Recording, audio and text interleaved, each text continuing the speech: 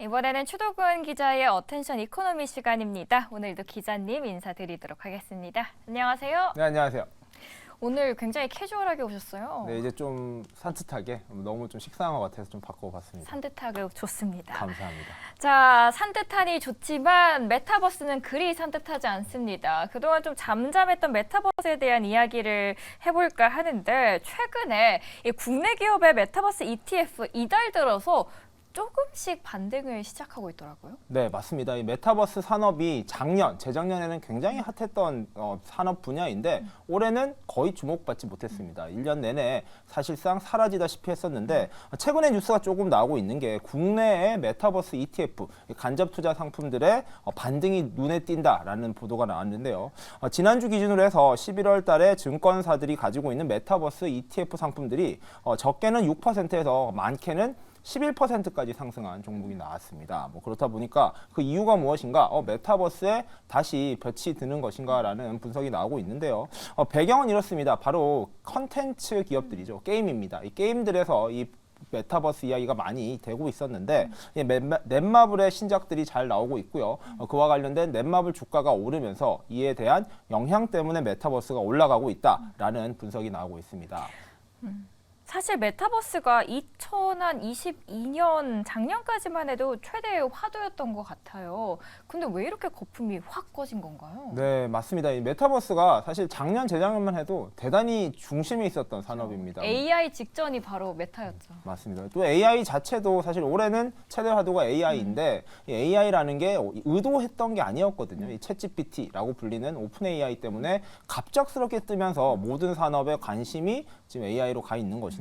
그 전까지만 해도 메타버스였습니다. 그런데 이 메타버스가 왜 이렇게 올해는 주목받지 못했느냐 이에 대해서 좀 궁금하신 분들이 많을 것인데요.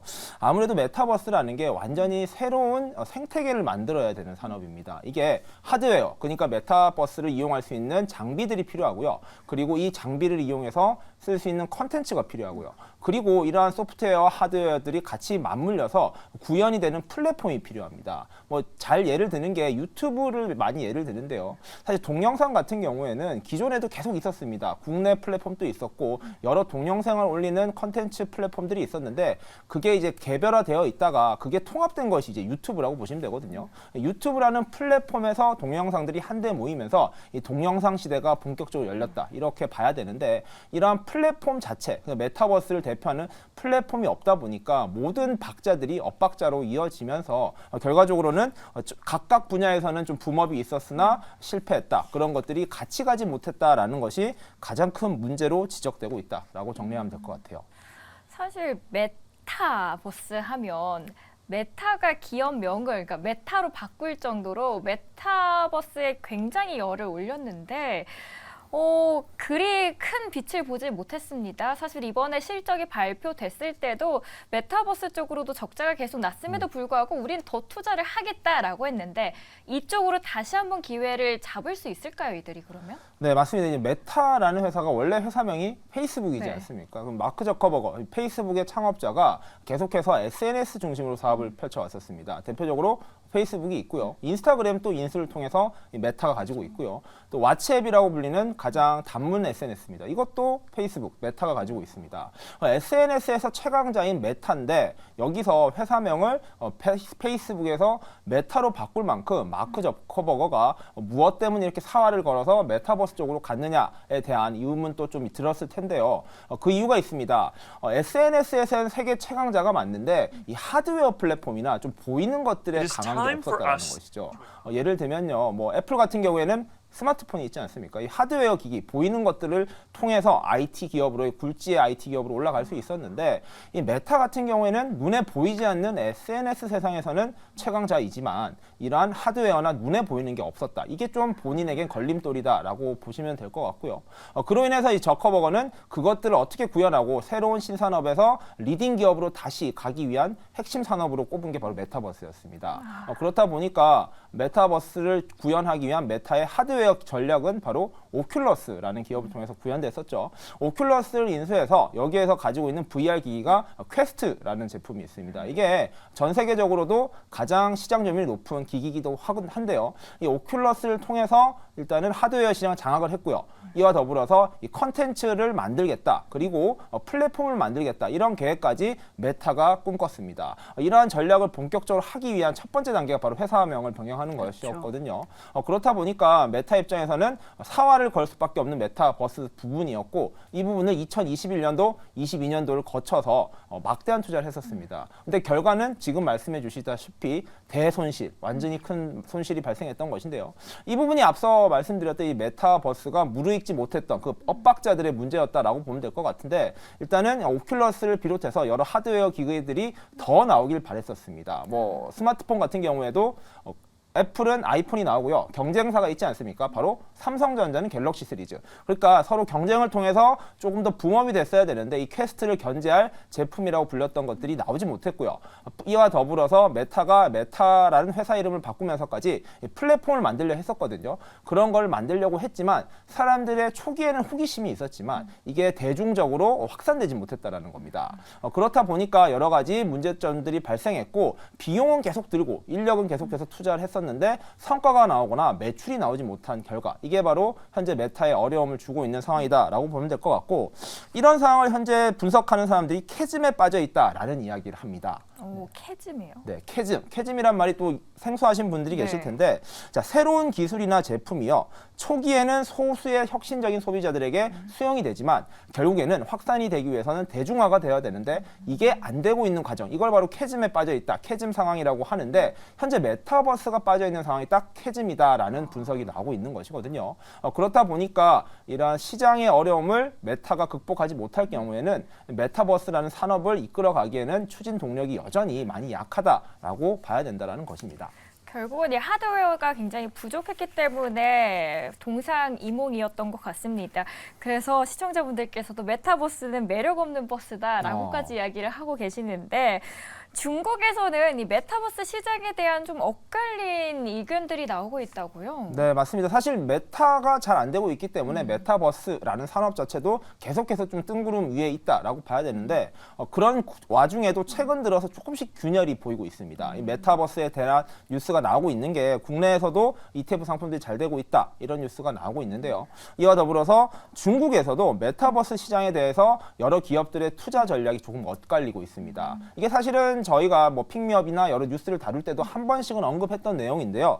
바로 바이트댄스입니다. 자, 바이트댄스는 틱톡을 운영하고 있는 대표적인 SNS, 숏폼 SNS 회사인데 여기도 이제 메타와 같은 고민을 하고 있는 겁니다. SNS 서비스를 가지고 있다 보니까 유형의 자산, 유형의 상품이 없었던 것에 대한 고민을 했었던 바이트댄스 같은 경우에도 피코라는 기업을 인수했었습니다. 이 피코라는 기업이 오큘러스와 마찬가지로 VR 기기를 만드는 회사예요. 그렇게 피코를 인수를 해서 여기에서 하드웨어를 만들겠다라는 계획을 가졌으나 중국 역시 메타버스 산업의 매력도가 똑같이 떨어져 버린 겁니다. 그 상황 때문에 최근에 그 손실이 커지면서 메타와 비슷하게 피코의 인력을 줄이고요. 컨텐츠 투자를 대폭으로 줄였다라는 보도가 나왔었는데요. 이처럼 바이트댄스는 여전히 메타버스는 아직은 좀 재기가 쉽지 않은 부분이다라고 분석을 한 반면에 또 다른 소식도 같이 나왔습니다. 바로 중국의 시가총액 1위 기업이죠. 텐센트인데요. 텐센트 같은 경우에는 메타와 손을 잡고 새로운 VR 기기를 출시하겠다라는 발표를 최근에 했었습니다. 이게 결국에는 텐센트나 메타 같은 경우에는 이제부터 다시 이제 메타버스의 시대가 올 것이다라고 예측을 하고 있다라고 정리를 해야 될 것 같은데 텐센트는 일단 메타와 손을 잡아서 오큘러스를 가지고 있는 걸 그대로 가져오는 건 아니고요. 중국향 VR 기기를 만든다는 겁니다. 중국에서 사용할 수 있는 가격이 조금 더 낮은 제품을 만들어서요. 이것을 공급을 하고 이거에 대한 수익은 메타가 가져가는 대신에 텐센트는 게임을 또 잘 만들지 않습니까? 그쵸. 그렇다 보니까 게임이나 이 VR에 쓸 수 있는 컨텐츠를 개발해서 여기에서 나온 수익은 우리가 가져가겠다. 이런 제휴를 했다라는 건데요. 이러한 빅테크 기업의 핵심 기업 바로 메타와 텐센트가 손을 잡고 메타버스에 대한 움직임을 재개한다라는 것은 어쩌면 빠른 시일 내에 이 메타버스 산업이 다시 궤도에 오를 수도 있다라는 기대감을 낳게 하는 뉴스다라고 봤을 때 이러한 메타버스에 대한 조금 관심을 다시 한번 가져볼 필요가 있지 않나라는 이야기도 나오고 있습니다. 메타버스가 조금 더 가까워지려면 아무래도 우리 현실과 밀접하게 연관이 돼야 될 것 같아요. 그런 의미에서 애플이 비전 프로를 이제 출시를 하면서 그래도 우리가 실제로 보면서 거기서 앱도 누를 수 있고 우리 실생활에서 조금은 더 가까워진 것 같은데 이게 또 하나의 변곡점이 될 수 있을까요? 네, 그게 지금 가장 중요한 포인트일 수 있다고 봐요. 이게 왜 그러냐면 메타 같은 경우에도 메타로 사명을 바꾸면서 기다리고 있었던 게 있습니다. 바로 애플이 VR 시장에 진출해 주기를 기다리고 있었어요. 그리고 애플 같은 경우에도 실제로 VR 기기를 몇 년 전부터 준비하고 있다, 곧 내놓을 것이다 라고 발표를 했었습니다. 그래서 메타가 사명까지 바꾸면서 승부를 건 그 시점이 아마 애플이 이제 VR 기기를 출시하는 그 시점을 맞춰서 준비를 했던 걸로 저는 보이거든요. 그런데 문제는 이제 애플이 이러한 VR 기기의 출시를 계속해서 지연했다는 겁니다. 원래 처음에 발표된 계획대로라면 애플의 VR 기기는 이미 출시돼 있어야 되는 상황이에요. 그랬으면은 아마 애플의 혁신적인 원동력 그리고 수많은 팬심들이 있다 보니까 애플의 기기는 나오면 성공한다라는 기대감이 있었는데 이 기기 자체가 출시가 지연되면서 메타버스가 무르익기 위한 배경이 완성되지 못한 겁니다. 그게 바로 메타가 예측을 잘못했던 그리고 예상치 못했던 변수다라고 봐야 될 것 같고 이제 그러한 애플의 VR 기기 바로 비전 프로입니다. 벌써 공개는 했었고요. 올해 최초로 보여는 줬습니다. 다만 이제 대중에 선보이고 실제로 판매하는 시점이 언제냐 이게 마지막 남은 과제라고 봐야 되는데 지금 시장에선 처음에 1월달 내년 1월달쯤에 나온다라고 이야기를 했다가 제가 오늘 또 찾아보니까 현재는 한 3월쯤에 나올 수 있다라고 이야기를 하고 있습니다. 그런데 이 3월 또 나올 수 있다라고 장담하기는 좀 쉽지 않다라고 봐야 될 것 같은데 사이버 트럭을 보시면 될 것 같아요. 사이버 트럭만 해도 사실 출시된다. 된다 하는데 안 나오고 있죠. 안 나왔었죠. 그리고 네. 이제야 진짜로 나오는데 그 시간이 걸린 시간이 한 2년여가 걸렸습니다. 비전 프로는 그보다는 당연히 좀 빨리 나올 것이고 그보다는 나은 상황일 수 있다라고 봐야 되지만 이처럼 이 애플의 비전 프로가 언제 나오느냐가 이 메타버스 산업에 정말로 큰 변곡점이 될 것이다라고 봐야 되는 만큼 내년 3월에 출시만 돼도 사실 24년도에는 메타버스의 이야기를 다시 할 수 있다라고 봐야 되는 것이거든요. 그러한 상황 그리고 애플의 비전 프로가 얼마나 매력적인 상품으로 그리고 얼마나 많이 팔리느냐가 메타 그리고 애플 이를 포함해서 메타버스 산업 전반에 미칠 수 있는 영향도 무척 크다라고 봐야 될 것 같아요.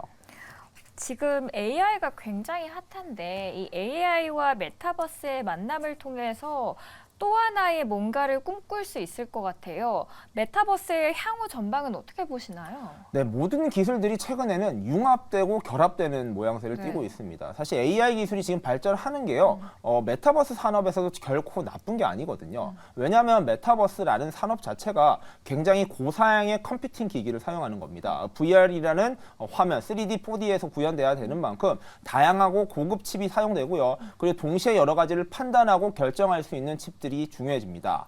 그러한 칩들이 바로 인공지능이라는 기술의 발전과 맞물려 돌아가는 것이기 때문에 이 AI 기술이 계속 발전하면 발전할수록 이 메타버스 시장에서 구현할 수 있는 컨텐츠들 그리고 조금 더 편리하게 이용할 수 있는 기술들이 발전할 수밖에 없기 때문에 현재 상황의 메타버스에겐 잠깐 몸을 움츠리는 시간이긴 하지만 결과론적으로는 만약에 산업이 본격화되기만 한다면 이 AI 기술 발전은 오히려 큰 도움이 될 것이다 라고 분석이 되고 있고요.